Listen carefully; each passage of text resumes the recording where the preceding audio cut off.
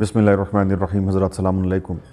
ادھر جناب مختار قید خانے میں ہیں، ادھر کربلا کا واقعہ ہو گیا۔ امام حسین علیہ السلام اپنے تمام چاہنے والوں اعزاء اور اقربا کے ساتھ کربلا کے میدان میں بھوکے اور پیاسے شہید کر دیے گئے۔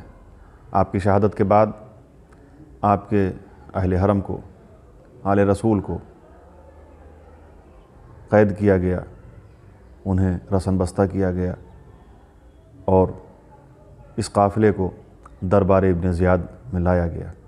جب یہ قافلہ دربار ابن زیاد میں پہنچا ہے تو ابن زیاد ملعون شطرنج کی بساط پر بیٹھا ہوا تھا۔ امام حسین علیہ السلام کا سر اس کے تخت کے نیچے رکھا ہوا تھا۔ ابن زیاد ملعون نے حکم دیا کہ مختار کو لایا جائے۔ مختار قید خانے سے باہر آئے۔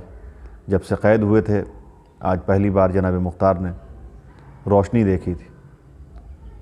آپ دربار میں پہنچے تو جو منظر دیکھا اس کے بارے میں جناب مختار کہتے ہیں کہ اس ایک لمحہ اتنی تکلیف مجھے ہوئی کہ اگر میں 1000 بار مرتا تو بھی اتنی تکلیف مجھے نہیں ہوتی جتنی تکلیف اس لمحے ہوئی کہ جب میں نے اپنے آقا کا سر تخت کے نیچے رکھا ہوا دیکھا۔ ابن زیاد کو دیکھتے ہی آپ نے ابن زیاد پر حملہ کرنے کی کوشش کی، لوگوں نے پکڑ لیا۔ روایت میں ہے کہ آپ نے زنجیریں توڑ ڈالیں اور آپ ابن زیاد پر حملہ آور ہوئے، لیکن لوگوں نے گرفتار کیا اور آپ پھر قید خانے میں بھیج دیے گئے۔ قید خانے کے بارے میں جو کتابوں میں ملتا ہے وہ یہ کہ زمین کی تہ میں، زمین کے اندر تقریباً 50 ہاتھ نیچے وہ قید خانہ بنا ہوا تھا کہ جس کے دروازے لوہے کے تھے اور وہ ہمیشہ مقفل رہتے تھے، ان میں تالے لگے ہوئے ہوتے تھے۔ 50 زینے اتر کے اس قید خانے میں پہنچا جاتا تھا، اور حالت اس قید خانے کی یہ تھی کہ جو ایک بار اس قید خانے میں چلا جاتا تھا دوبارہ کبھی اسے روشنی دیکھنا نہیں ملتی تھی، اور ایک دوسرے کو پہچان نہیں سکتے تھے کہ قید خانے میں کون ہے۔ اتنا اندھیرا ہوتا تھا، نہ دن کا پتہ نہ رات کی خبر ہوتی تھی۔ جناب مختار قید خانے میں ہے، بہت سے لوگوں کو یہ بھی خبر نہیں ہے، اور نہ ہی جناب مختار کو یہ خبر ہے کہ کون کہاں پر ہے۔ ایسے قید خانے میں اور جناب مختار کو اور زیادہ سختی میں رکھا گیا۔ آپ کو ہتھ کڑی، بیڑی اور زنجیروں میں جکڑ کے رکھا گیا۔ حالت یہ تھی کہ آپ اپنی گردن بھی نہیں گھما سکتے تھے، اتنی تکلیف میں آپ کو اس قید خانے میں رکھا گیا تھا۔ ایک روز عبداللہ ابن حارث سے قید خانے میں ملاقات ہوئی۔ عبداللہ ابن حارث نے نہ جانے کیسے پہچان لیا۔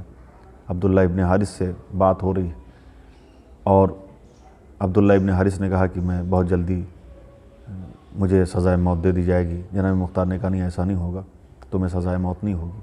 پھر جناب میثم تمار جو کہ پہلے سے ہی قید خانے میں تھے، ان سے بات ہوتی ہے، ان سے ملاقات ہوتی ہے، یہ لوگ آپس میں بات کرتے ہیں، اور جناب مختار کی غذا قطران نام کی ایک چیز قرار دی گئی تھی کہ جو غذا، جو قطران عام طور سے اونٹ کی پیٹھ پہ ملا جاتا تھا، اس چیز کو جناب مختار کو کھانے میں دیا جاتا تھا کہ جس کی حرارت کی وجہ سے کلیجہ شق ہو جاتا ہے، جگر شق ہو جاتا ہے اور آنکھوں سے پانی گرنے لگتا ہے۔ ایسی غذا جناب مختار کو دی جا رہی تھی۔ ان تمام سختیوں کو جناب مختار برداشت کر رہے تھے، صرف اسی انتظار میں کہ ایک روز اس قید خانے سے نکلوں گا اور کربلا میں جس نے بھی میرے آقا، میرے مولا پر ظلم کیے ہیں ان سے اس کا بدلہ لینا ہے۔ اسی انتظار میں دن گزر رہے تھے کہ ایک روز عامر ابن عمیر حمدانی کہ جو معلم کوفہ کے نام سے مشہور ہیں، ان کا قید خانے میں آنا ہوتا ہے۔ جناب مختار سے ملاقات ہوتی ہے اور جناب مختار ان سے پوچھتے ہیں کہ تم کس جرم میں آئے ہو؟ تو عامر ابن عمیر حمدانی کہتے ہیں کہ ہم بھی محبت اہل بیت کے جرم میں اس قید خانے میں آئے۔ وہ ایسا قید خانہ کہ جس میں 4500 سے زیادہ محبان اہل بیت پہلے سے ہی مقید تھے، ایسے قید خانے میں جناب مختار کی زندگی گزر رہی ہے۔